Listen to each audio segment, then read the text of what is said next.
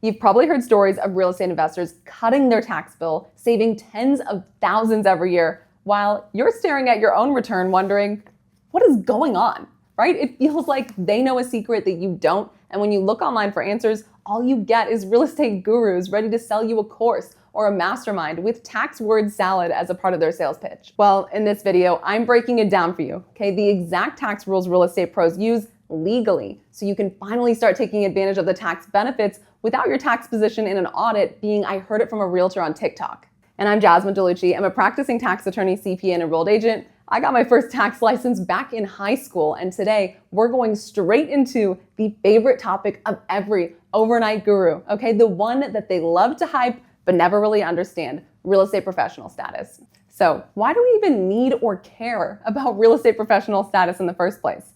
Because for decades, people loved using real estate as a tax shelter. So they'd rack up huge paper losses through depreciation and use those losses to wipe out their salary or business income pretty easily. Congress decided they didn't like that. So in the 1986 tax reform, they created very strict rules to prevent you from buying long-term rentals that would erase your active income or W-2 income. But the real estate lobby is very strong. So in 1993, they pressured Congress to carve out an exception in the code for people who are truly in the active business of real estate, and only those people could successfully offset other income or W-2 income with losses from their real estate business, and that exception that was carved out is real estate professional status. Now that we know we need to meet real estate professional status if we want to use losses from long-term rentals to offset other active income, let's go through how to become a real estate professional in the IRS's eyes. Remember, Congress was trying to prevent people who are not in the business of real estate from offsetting their active income with real estate losses. They called that the passive loss activity limitations, a fancy way of saying no matter how much time you spend on real estate, we aren't going to consider it an active trade or business unless you meet these requirements as a real estate professional. First, 750 hours minimum in real property trades or businesses per year per taxpayer. Okay, that means your time has to be in real estate activities like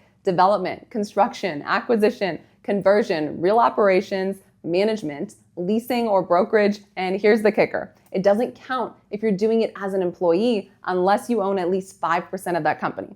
So if you're a W-2 property manager for someone else's firm, those hours don't help you. And two, more than 50% of your personal services must be in real estate. This is the one that kills most high earners, okay? If you work full-time as a doctor, lawyer, engineer, and then you try to stack rental hours on top, you will not qualify, okay? Because most of your working time is in your main job. So to hit this test, real estate has to be the majority of your working year. Common question I get asked, well, what if I just do my real estate hours during the time I legally committed to my full-time W-2 job? Okay, let me state this clearly. That is not a good tax position. People have tried it before and they've lost in tax court because tax court looks at your employment agreement and believes your legally binding agreement over your biased testimony of how you don't do work at your job. And let's be real, you know you've got a bad argument with the IRS when it relies on stating under penalties of perjury that you were breaching other legal obligations. It's like standing in court and saying, Your Honor, it couldn't have been me who stole the money from my boss because I was pickpocketing someone else at the time. Okay, maybe that's true, but your whole defense is built on proving that you were a liar. So what's a better workaround? Instead, if you work a full-time job, then you want to have a spouse that doesn't work full-time, so it's far more reasonable to meet this requirement. Okay, since losses from the active business of one spouse, like a real estate professional, can offset the income of another spouse on a married filing joint return. Now, those are the two requirements to be considered a real estate professional, but there's no tax benefit unless you meet requirement number 3, which is material participation in the specific activity with a loss. And this is where people really mess up. Okay, even if you hit the first two tests, you have to materially participate in the actual rental activity you're planning to treat as non-passive to offset your business or W-2 income. So first off, that means if you invest in a passive limited partnership and that's the loss with the cost segregation that the sales guy said was going to provide miraculous losses for your tax return, then you've just been duped. So to meet this requirement, the IRS has 7 different tests for material participation, but the most common ones are spending more than 500 hours on the activity, spending over 100 hours and more than anyone else, or substantially all participation. Translation: if you hire a property manager who does all of the necessary work at the property, you don't meet this requirement.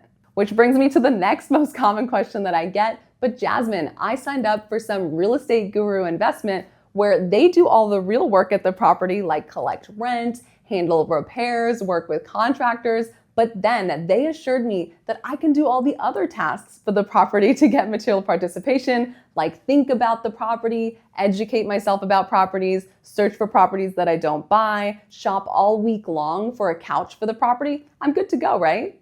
No, Sally, you are not good to go. Okay, the IRS and tax court are made up of people. They see what's going on. Tax policy and enforcement is focused on substance behind the law. And we just went over the substance, which is the whole purpose of this area of tax law, is to make sure you're in the business of real estate, not a passive investor with someone else running the business. So if you've got a property manager or anyone else doing all of the necessary functions of the business, your hours won't count.